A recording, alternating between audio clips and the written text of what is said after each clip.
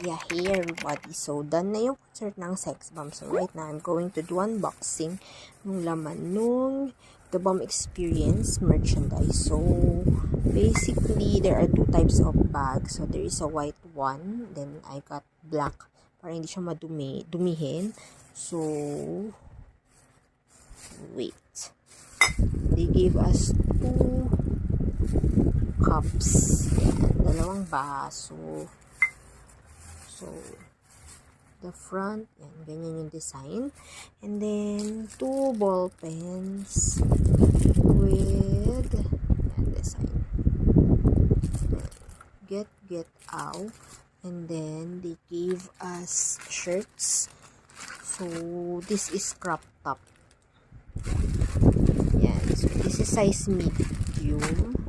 So, yeah. I-insert ko na lang siguro yung picture.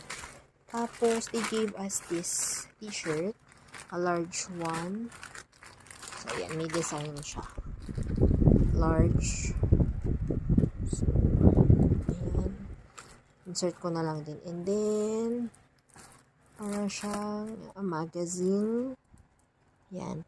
So, basically, yan yun. So, grabe. Sobrang sulit nung The Bomb Experience kasi additional 1.8 lang siya, and then ang dami mo ng freebies na nakuha, like look, super dami here.